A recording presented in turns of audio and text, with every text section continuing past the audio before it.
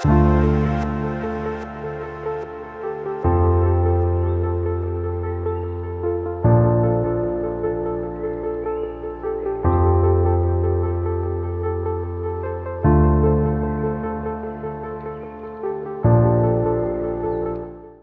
suis ravie aujourd'hui de recevoir mes deux invités. Je vais vous présenter Sandrine Lemar.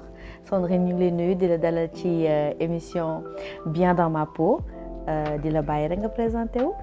Merci Mary, merci pour ton accueil. Moi je suis Sandrine Lemar, je suis sociologue formée en psychologie sociale et depuis maintenant plus de 20 ans, j'accompagne des personnes en souffrance. Voilà, au niveau du Sénégal, je suis franco-sénégalaise. Ah, machallah, voilà.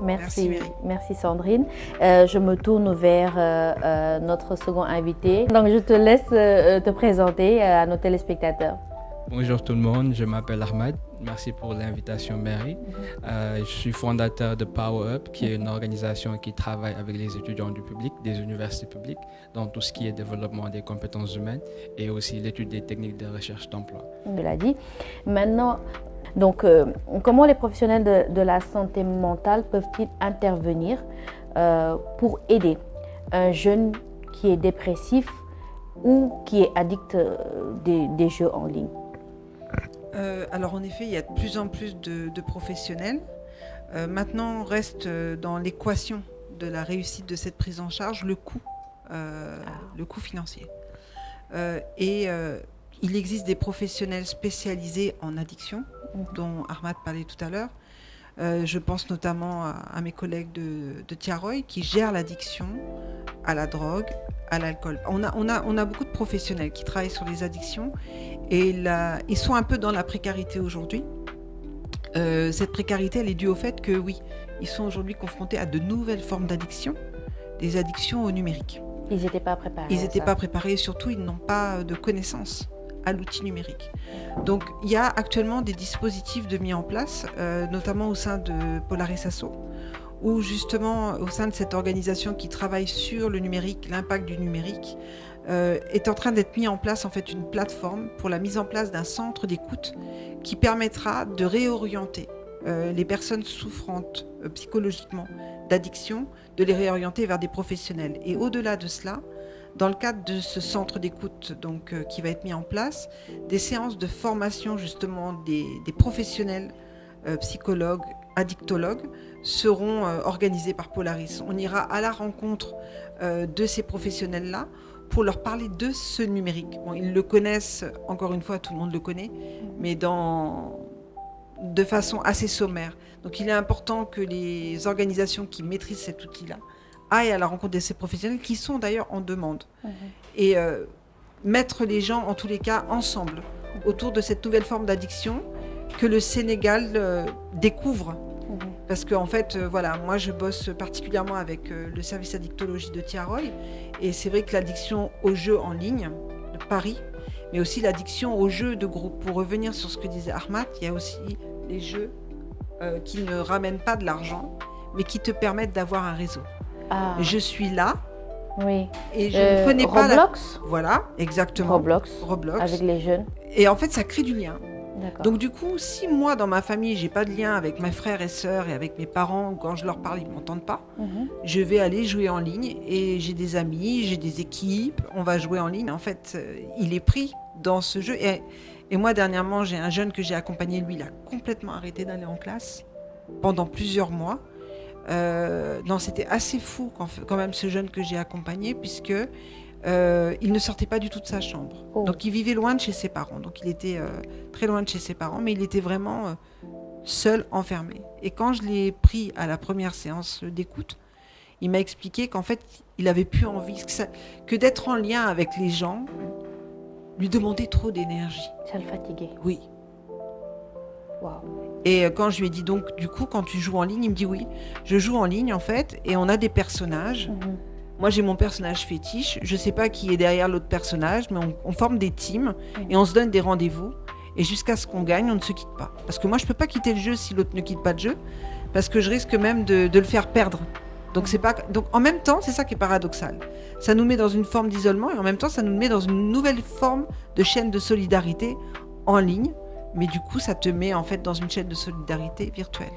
et Effectivement. non réel, alors qu'on est des êtres sociaux. Oui, oui, Voilà, tu as on est des raison. êtres Effectivement. sociaux. D'ailleurs, pour revenir sur Polaris, je voudrais rappeler aussi que c'est grâce à Polaris et à l'ambassade de France à travers le programme Menako, que ces émissions se font autant bien dans ma peau que Kaduk Jigen ou votre podcast préféré Generation Next.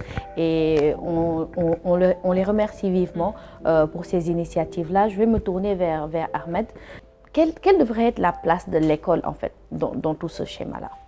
Surtout pour les addictions en ligne. Parce que moi, je vois souvent des jeunes qui sont censés être en cours et qui sont chez le pari-foot. Ou qui quittent le cours parce qu'ils ont une permanence pour aller jouer au pari-foot. Donc, quelle est la place de l'école dans tout ce schéma? La place de l'école.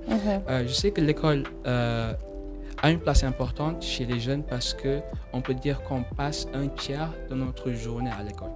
Et c'est presque un tiers de beaucoup d'années. Et c'est dans un endroit où on est en contact avec d'autres personnes, où des liens se créent. L'école a une place importante dans la construction de liens. Parce qu'on le dise ou pas, nous qui avons fréquenté l'école, on a beaucoup de nos amis, on les a connus à l'école, que ce soit nos amours, même nos partenaires. On a pu les connaître dans les écoles ou les universités. Donc ça a une place importante. Cependant, il y a la mauvaise influence. Et beaucoup de ces jeunes qui sont accros au pari-foot, comme me l'a dit le docteur Ba, ils sont en période en décrochage scolaire. Les jeunes qui s'adonnent au pari sont très, très, très enclins à quitter l'école. Donc c'est un peu ça. Et au jour d'aujourd'hui, comment on peut réintégrer, je vais y arriver, socialement et émotionnellement, donc un jeune, faire de telle sorte qu'il revienne, en fait, qu'il rejoigne la société? Comment le réintégrer émotionnellement, psychologiquement? Déjà, je trouve que, je ne sais pas si réintégrer serait un mot très fort, trop fort. C'est comme si, voilà, réintégrer quelqu'un qui a commis des problèmes de justice. Oui, oui. Il est toujours dans la société, mais c'est important que sur le plan familial, quand on parle de dépression, souvent les causes peuvent venir de la famille. Donc certaines ça peut même induire ou bien aller jusqu'à une thérapie familiale pour pouvoir assainir cet espace familial qui peut être la cause première de beaucoup de problèmes. Donc c'est important de pouvoir développer une conscience de l'autre au sein de la famille et encourager le nouveau comportement. Ne pas forcément s'attacher à ce qui est passé. Alors pensez-vous que la dépression chez les jeunes d'aujourd'hui se manifeste différemment des jeunes de l'ancienne génération? Oui, c'est pas du tout les mêmes formes de dépression. Mais ça se manifeste comment? Le switch, si je peux dire, c'est fait avec la Covid. Okay. Je pense qu'on peut parler de dépression pré- et post-Covid. Ça a beaucoup joué, la Covid. Parce qu'en fait, ça a beaucoup joué à l'échelle du monde, pas seulement à l'échelle de notre pays, mais à l'échelle du monde. La Covid-19 nous a imposé justement de réduire nos interactions sociales. Et d'être enfermés. L'enfermement, en fait, pendant la Covid, nous a repliés chacun sur nous-mêmes et surtout a fait que s'est proliféré l'utilisation du digital. Il y a beaucoup de jeunes aujourd'hui qui sont tombés dans la dépression et qui se posent même des problématiques. Alors, au Sénégal, on n'en parle pas encore, mais il y en a beaucoup partout dans le monde, des problématiques d'appartenance sexuelle. Ça aussi, c'est né de la Covid. Des jeunes qui étaient en quête de sens. Et cette quête de sens, ils ont été chercher le sens dans le digital. Et je pense que c'est quelque chose qu'on doit absolument prendre en considération chez nous, dans nos réalités, de se dire que oui, aujourd'hui, la dépression de nos enfants, de nos jeunes, n'a rien à voir avec celle que nous, on pouvait vivre. Je pense qu'on est toujours blessé. La dépression, elle vient d'une blessure. Aujourd'hui, beaucoup de gens sont dans la dépression et de jeunes aussi, au-delà du digital, suite à des divorces de leurs parents. Les parents divorcent, on n'explique pas forcément les causes du divorce parce qu'on considère que l'enfant n'a pas besoin de savoir. Je dis toujours que l'enfant n'a pas besoin de savoir, mais il doit quand même comprendre que ses parents vont se séparer. L'histoire de mon père et de ma mère ne me regarde pas, c'est leur histoire. Mais l'enfant est quand même né de cette histoire, sans pour autant, encore une fois, rentrer dans toutes les explications, parce que culturellement, on ne le fera pas, mais on doit quand même expliquer que voilà, on va se séparer. Beaucoup de problématiques de dépression dues à ça.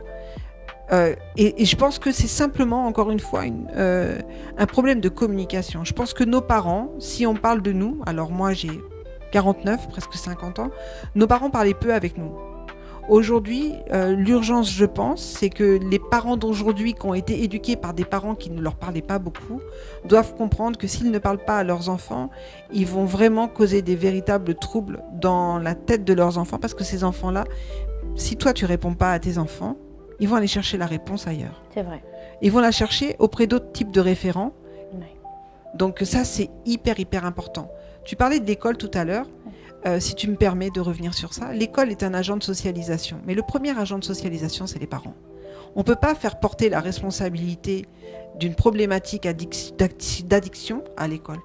L'école, par exemple, peut, en effet, l'enseignant doit être à l'écoute de ses élèves et interpeller les parents quand ils voient chez l'élève un comportement déviant. L'école doit sensibiliser, aujourd'hui, je pense, les élèves et le corps enseignant.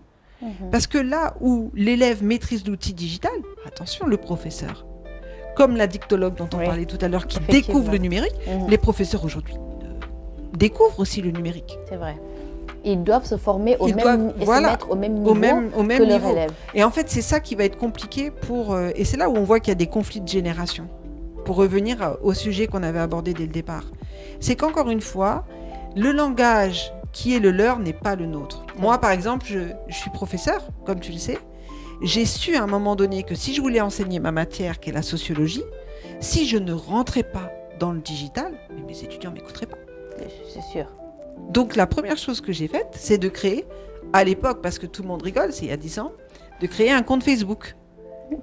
Où je donnais à l'intérieur de ce compte du contenu sociologique qui complétait ce que je donnais en salle. En fait, tu t'es mise à jour. J'étais obligée de me mettre à jour. Si tu n'es pas dans le digital, sans pour autant toi-même te perdre dedans, tu ne toucheras pas les jeunes aujourd'hui. Non, tu n'en feras même pas partie. T'en fais pas partie, c'est deux mondes.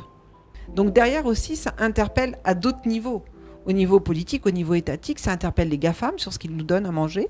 Je dis manger parce que j'ai vraiment l'impression qu'on mange beaucoup, mais je suis pas sûre qu'on digère.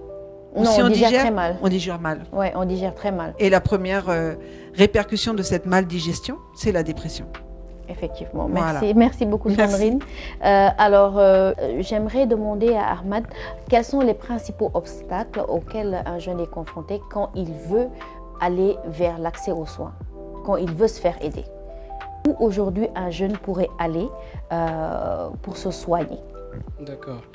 Déjà, il faudrait que notre entourage nous prenne au sérieux. Déjà, on en parle davantage de la santé mentale, certes grâce aux réseaux sociaux, mais on ne sait pas forcément vers qui aller. Très souvent, ce qu'on voit comme solution face aux problèmes psychiatriques, c'est les praticiens. On va dire que c'est une histoire de rap. On va dire que non, j'en ai vu. J'ai vu une personne, moi j'ai pris une tata en consultation externe à la FAN, mais ce que sa famille faisait face à son problème, c'est de l'amener de marabout à marabout, alors que c'est un problème psychiatrique. Donc déjà, pouvoir avoir quelqu'un qui peut t'écouter et t'orienter. Et ça, c'est important de l'avoir, parce que c'est un sujet tabou. La santé mentale, très souvent, on ne s'ouvre pas pour parler de sa santé mentale. On a peur d'être jugé, on a peur de ne pas être pris au sérieux. Donc, il y a tous ces différents facteurs. Mais c'est important d'avoir un centre d'écoute, quelque part où on peut nous orienter et nous faire savoir qu'on est en train de traverser une difficulté, une phase qui est la dépression, et qu'il y a des spécialistes qui peuvent nous écouter, nous orienter, nous prescrire un traitement et faire ce qui est adapté pour pouvoir en guérir. Mais là, très rapidement, est-ce que tu peux juste me dire 3 centres, 3 endroits où un jeune qui se lève aujourd'hui, qui sait que ça ne va pas, on a parlé du centre de Kiraï, c'est un centre, mais aujourd'hui pour un jeune qui t'écoute, donne-lui 3 endroits où il peut aller. D'accord. Pour avoir eu à y aller, je sais qu'il y a la consultation externe de FAN, il y a le service Pavillon France psychiatrie de l'hôpital principal, c'est 2 endroits que je connais, et il y a Tchaoui. Donc déjà, ces 3 endroits vers lesquels une personne souffrante peut se tourner pour trouver de l'aide. Merci beaucoup Ahmad. Oui. Si tu le permets, je pense que c'est très important la question que tu viens de poser et la réponse de Ahmad.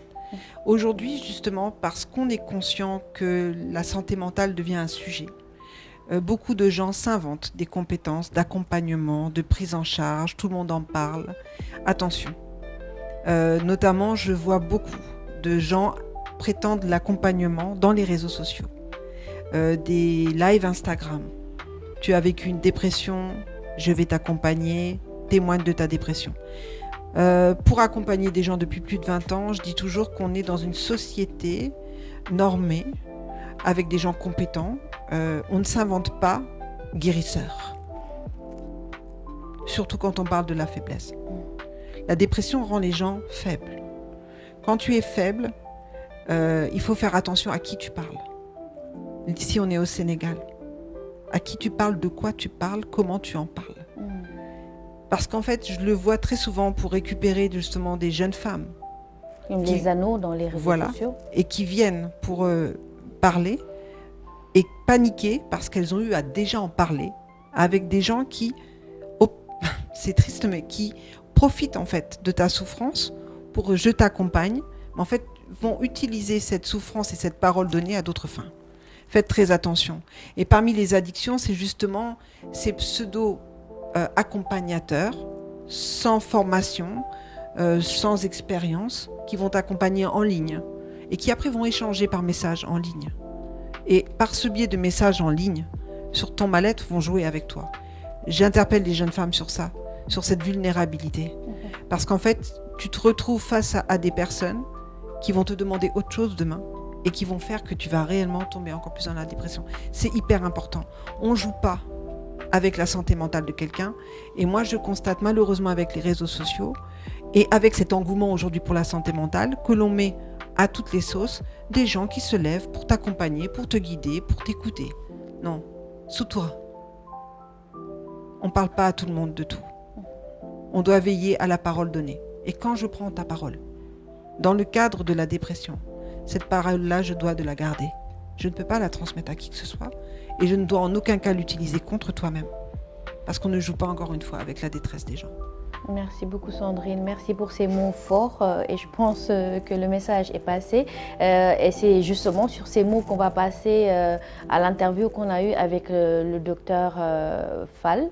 Donc, qui, elle est psychothérapeute au centre de Kiraï. Donc, nous allons la découvrir et revenir sur le plateau.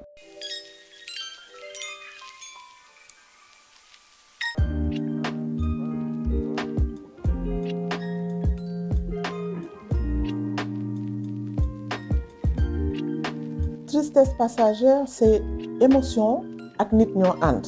On sait qu'il est normal d'être triste devant certains événements de vie, d'être content, d'avoir peur ou d'être en colère. Mais c'est quand ça déborde le temps bi nga xam ne war na ko durer.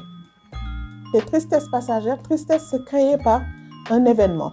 Normalement moo ko déclenché wala benn xew-xew benn xalaat benn loo xam ne xew na mu tax nit ki triste jël temps wu encaissé ko dund ko mais xam ne dafa war a passé bu fekkee ni nag nit ki dafa enfermé wu ci tristesse boobu mu nekk lu yàgg ëpp na 2 semaines ñu gis ne mi ngi bokk ak yeneen yi ñu limoon sànq mais mën na ko accompagner muy ci lekkam ci nelawam. Je vais pas parler de l'insomnie parce que ça peut créer aussi des insomnies. Tristesse passagère, disons moins de 2 semaines.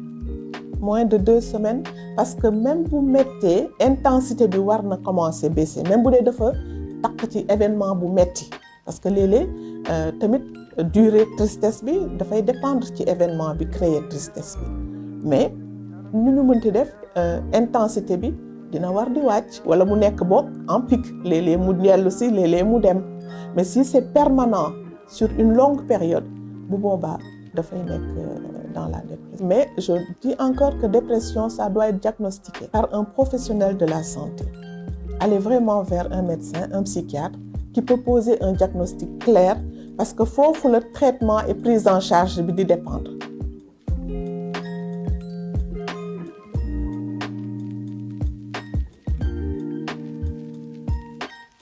Déjà, les antécédents familiaux ou de troubles mentaux qui peuvent impacter nit ki su fekkee ni ci biir famille bi noté nañ ne bari na ñoo xam ne def nañ ci dépression wala am nañu ay troubles bu boobaa bu ñu gisee yenn manifestation ci xale bi war nañ ko teel a nemmiku.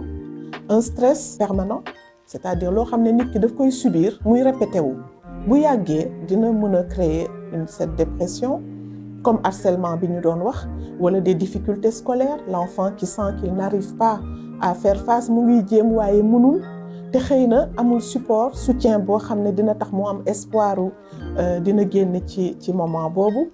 Nous allons aussi parler de suggestibilité. Aujourd'hui, il se partage beaucoup de concepts et de sentiments, de ressentis. Les jeunes qui cherchent une solution, qui ont aujourd'hui beaucoup d'informations, peuvent se retrouver enfermés dans des schémas qui ne leur appartiennent pas. C'est-à-dire ngay dégg nit ki ne bi ma amee dépression dama doon lekk lu bare fekk yow fan yi sa appétit yokku na nga ne comme maa ngi lekk lu bare xëy na dama nekk ci dépression wala comme fan yi aw ma appétit te am naa tristesse xëy na dama nekk ci dépression. Loolu mooy indi war a dem seeti ji. Aujourd'hui, aller consulter un professionnel, ça devrait rentrer dans la routine de bien-être. Nga xam ne nit ki war na toog fu mu waxtaane question yi mu am war ko seet ci Google parce qu'on a aussi les bonnes informations mais aussi des informations qui peuvent parfois déstructurer parce que nit ki dafay lire rek gis ci boppam daan ne kon lii laa am tey da ngay dégg xale yi dama nekk je suis dépressif en permanence je suis dépressif wala je suis bipolaire je suis hypersensible je suis et loolu nit ki dafay dem ba mu nekk réalité mu di ko dund négativité boobu ñu doon wax mën na dem ba tëj ci nit ki.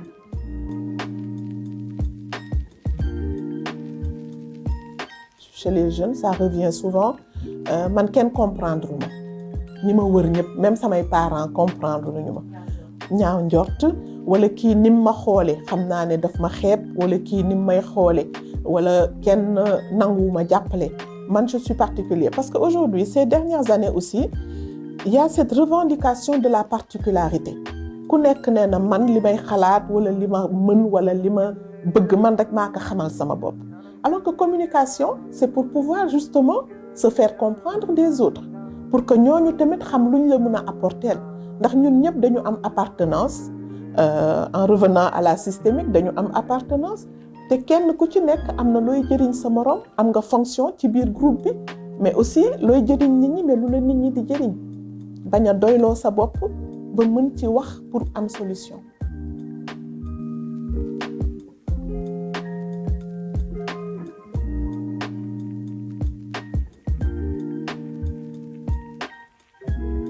waaw su ñuy wax traitement damay commencer déjà à renvoyer à la psychiatrie. Pour xam ne traitement médecin moo koy mettre en place un spécialiste moo koy mettre en place parce que dernièrement am na d'autres techniques plus avancées comme ay neurostimulation et autres. Je veux pas les lister ici mais commencer déjà par un traitement médical parce que am na ñoo xam ne on peut les suivre dans l'accompagnement la restructuration et tout ça xalaat dalal leen mu doy ba ñu mën ci génn am na ñoo xam dañuy soxla garab. Da ngay gis léegi ñu bari dañuy ne je prends pas le traitement parce qu'il y a les effets secondaires tey dañuy taxaw plus ci effets secondaires yooyu dem xool liñ ci bind yépp sans que médecin bi nga xam ne spécialiste la jàng ko gëstu ko wala fekk fi loo xam ne tamit base am la mu xam ne lii mooy indi bii résultat. Il faut avoir cette confiance là de se laisser suivre. Maintenant mën nañ ko accompagner avec d'autres les thérapies alternatives, comme on dit, qui vont aider au cheminement. Et c'est là que la psychothérapie intervient. Les thérapies cognitivo-comportementales, soo gisee ñu wax xalaat ak yëg-yëg ak comportement dafa lié pensée émotion comportement te bu ñu bëggee comportement changer dañuy remonter ci xalaat bi nga xam ne moo déclenché yëg-yëg bi tax comportement bi am bu boobaa nit ki dina jox beneen sens ne kon lii su ma ko mënul c'est pas parce que man ci sama bopp valable ma wala je suis incapable mais c'est parce que dama ko war a jàng pour mën ko et que mën naa am ñu ma mën a guider ñu ma mën jàppale pour ma atteindre objectif boobu. On parle de la méditation qui peut apaiser de beaucoup, qui aide à se reconnecter à soi, à restructurer les pensées. Le yoga mën na dal mën a déglu boppam mais mën a déglu tamit ñeneen ñi. Je m'appelle Mariama Traoré, je suis professeure de yoga. Ça va faire 8 ans que je pratique pour les enfants, pour les femmes enceintes et les femmes mûres aussi. Le yoga a beaucoup de bienfaits. Déjà, ça permet à la personne de mieux se connaître, de mieux connaître son corps. C'est un développement personnel aussi. Et ça permet aussi à la personne à mieux maîtriser sa santé mentale aussi. Yoga li muy def ci kooku bëri na parce que boo xoolee léegi sax boo demee ci médecin yi buñ la joxee ordonnance dañ lay sax boole naan la que ni demal nga def yoga. Donc ça veut dire que yoga li muy joué ci santé mentale bëri na déjà dafay jàppale nit yi surtout ak posture yi ngay def dafay tax nit ki di gën a focaliser wu ci boppam di gën a xalaat tamit lan mooy feebar di gën a tamit canaliser lan mooy feebaram parce que nit soo xamul sa feebar doo ko mën a faj donc santé mentale nekk na loo xamante ne bëri na li nga xamante ne ay pàcc tey jii boo gisee tey ñu insister pour indi yoga bi en apport c'est pour mieux aider les gens pour ñu gën a am maîtrise en soi parce que maîtrise en soi bi lu important la si maîtrise si santé mentale mooy tax nit ki mën a xam tey jii bu meree naka yan posture la mën a def ak naka la mën a def pour apaiser wu pour retrouver le calme quoi.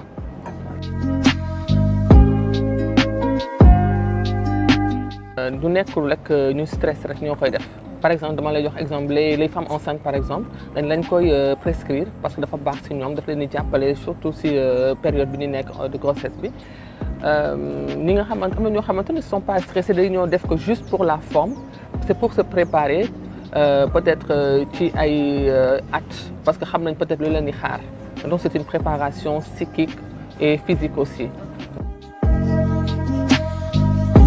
C'est de faire en fille, voilà. Je me formé pendant 4 ans. Après, c'est là une bourse pour dem Inde, SVSA Bangalore. Voilà, j'ai fait mon diplôme international pour devenir institutrice internationale. J'ai dit que je peux faire yoga dans l'Inde.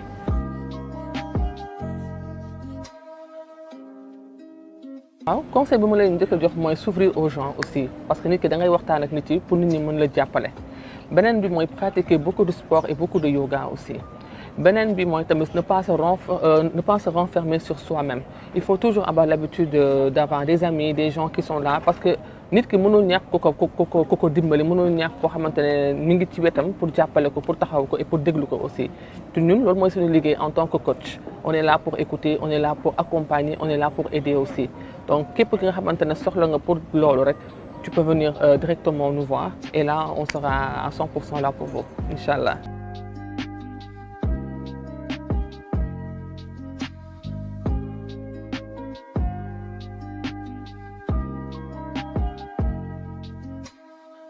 Nous avons pu aller à la rencontre d'une jeune qui a vécu la dépression pendant 4 ans et qui, aujourd'hui, par la grâce de Dieu, s'en est sortie. Nous allons aller à la découverte de...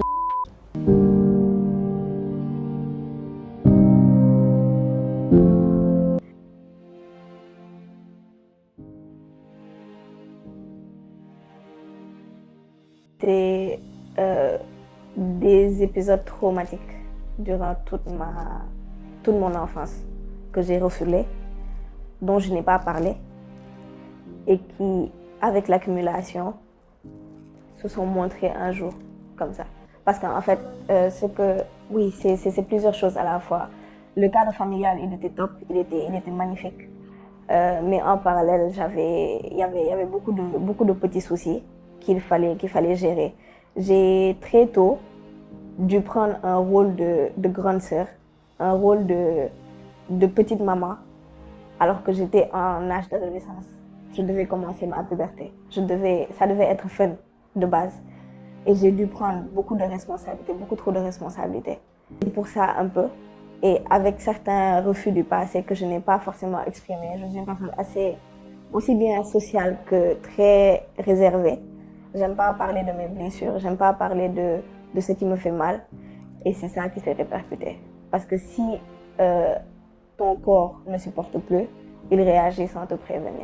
Dafa metti woon ci man parce que suñu kër dafa am ay responsabilités yu bëri yoo xam ne dama ko waroon jël parce que sama mag dafa feebaroon et feebaram moo gënoon metti sama bos. Samay parents taluñu ma woon forcément à 100%.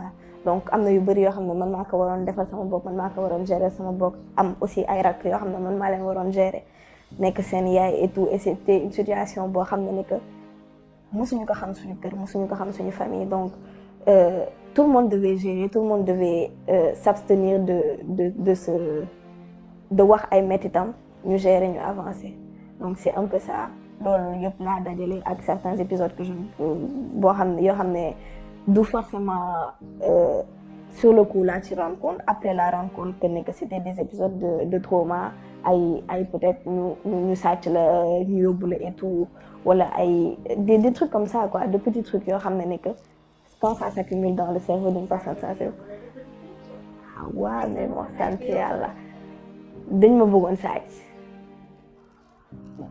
plusieurs fois non à l'école c'était juste le body shaming mais franchement ça ne m'a pas affecté autant ça ne m'a pas affecté autant.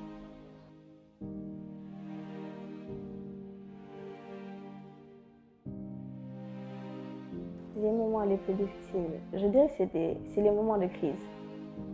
Les moments de crise. Oui, c'est un peu plus que des crises d'angoisse parce que ça dépend.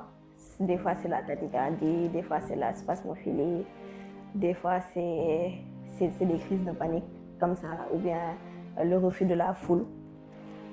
Le fait d'être claustrophobe, ça dépend en fait, ça dépend juste du moment, de l'instant ou bien de comment le corps réagit. Parce qu'à un moment donné, c'est le corps qui te guide, c'est le corps qui réagit à ta place et tu ne peux rien y faire. Et c'est ça qui est assez compliqué. Parce que des fois, tu t'habilles, tu es bien, tu te réveilles, tu es bien. Dès que tu rentres dans ta salle de classe, tu vois le monde ou bien dès que le professeur t'interroge, tu paniques, tu piques une crise. Et au fond de toi, tu n'as pas envie de te donner un spectacle. Parce que ce n'est pas ce que tu veux, mais c'est ce que ton corps t'exige.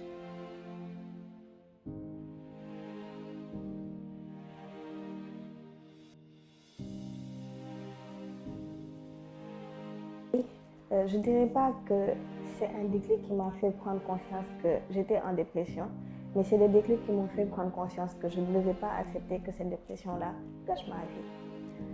Parce que sur 6 ans, je vais dire, j'ai eu un retard, on va dire ça comme ça. Et même, je peux dire que je m'en suis sortie parce que c'était à partir de ma première, j'ai pris une année sabbatique quand même, mais j'ai terminé ma première, après j'ai fait mon bac. Du premier coup, j'ai pas eu, on est d'accord, mais la deuxième fois, j'ai eu. Et j'étais super fière, alors que c'était vraiment pendant tout le processus de dépression et tout. Mais mon premier déclic, ça a vraiment été le jour où j'ai réellement voulu porter atteinte à ma vie.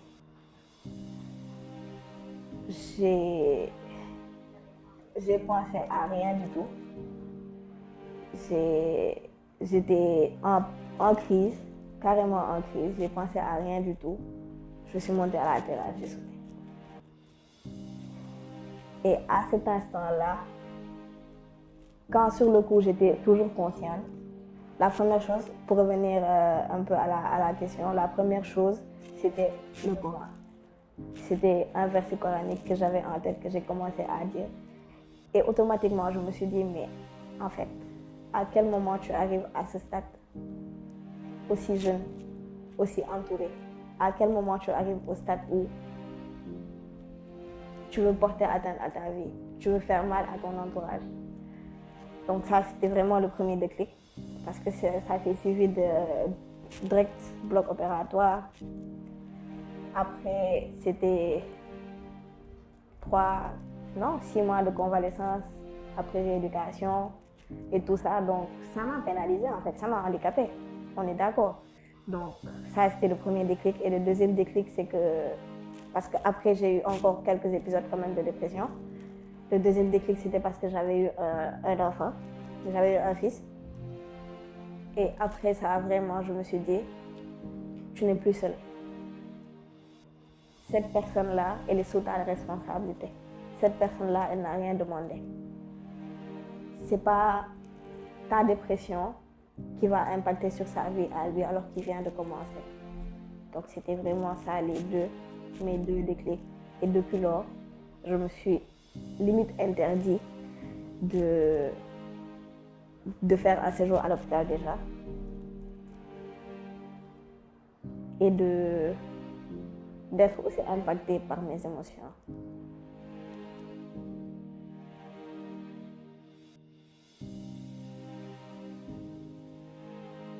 La famille, ça c'est évident. Les parents, la famille. On entendra tout le temps ça, ils vont essayer aussi de voir de ce côté-là, forcément le traditionnel, les tradis praticiens. Mais c'est aussi quelque chose de nouveau pour eux. Donc aussi bien toi tu apprends, aussi bien eux aussi ils apprennent. Mais ils auraient pu apprendre d'une mauvaise manière. Jël le burger, ne kii dafa dof dafa kii et tout, des trucs comme ça, mais ils l'ont pas fait parce que c'est une famille assez il y a beaucoup d'intellectuels, donc ils ont été assez compréhensifs et il y a eu le suivi qu'il fallait au niveau de la famille. Sinon, il y a vraiment le personnel médical, parce que hormis la première hospitalisation, j'en ai eu 2 autres quand même.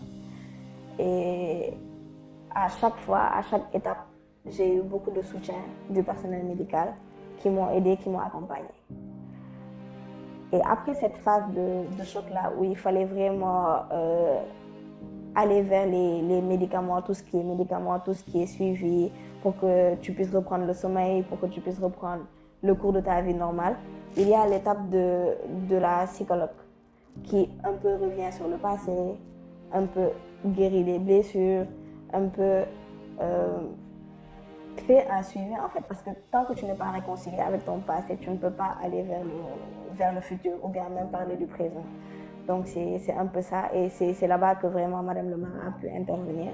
Hormis ma psychologue que j'avais à l'hôpital, qui elle aussi était bien, elle a pu me faire une synthèse, elle a pu m'accompagner vraiment dans ce processus de guérison-là. Et je pense que c'est ça qui m'a aidé. Tout s'est fait ici au Sénégal. Il y a les structures qu'il faut, il y a les personnes habilitées qui accompagnent. Certes, au niveau de la société, je vais dire qu'il n'y a pas forcément cette compréhension-là de la dépression. Mais si on va avoir les personnes qu'il faut, on a l'accompagnement qu'il faut.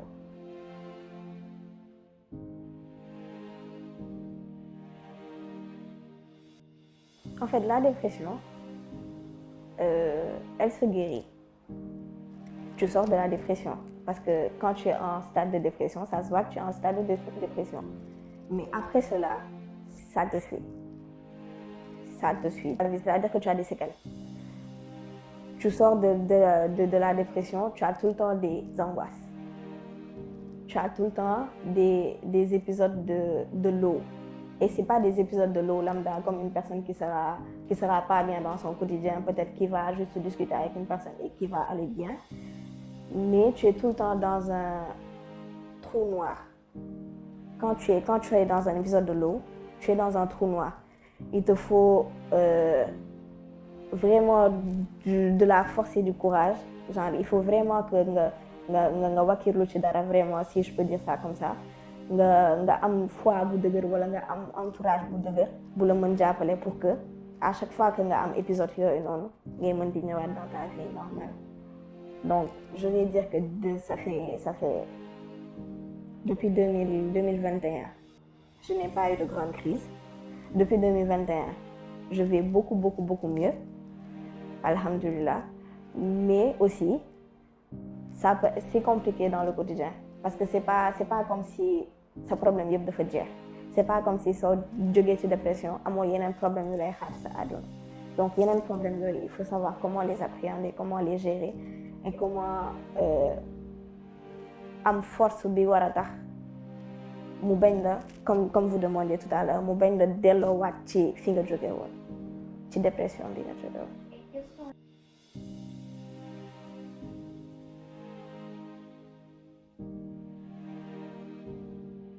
Je dirais juste déjà qu'il faudra qu'ils s'arment de beaucoup de courage, énormément de courage, parce que la dépression à un niveau, ça ne t'impacte pas toi seulement. Tu ramènes dans ta chute toute ta famille, tout ton entourage. Ça ne t'impacte pas toi seulement. Donc il faut énormément de courage et il faut aller vers les blessures, aller vers ce qui fait mal, les traumas. pour pouvoir s'en sortir. Tant qu'on ne les guérit pas, on n'avance pas.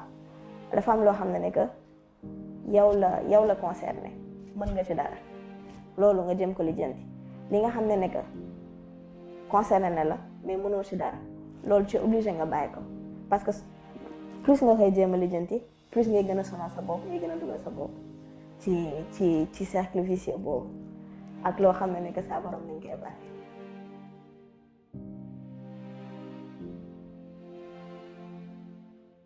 Très important. Ah, c'était le début, la fin. C'est vraiment avec cet épisode-là que j'ai eu une attestation de foi incroyable. Que j'ai pu comprendre que, quel que soit le souci, quel que soit le problème, quelles que soient les solutions qu'on trouve, si nous commençons par la religion, on va terminer par la religion. Donc autant commencer par la religion.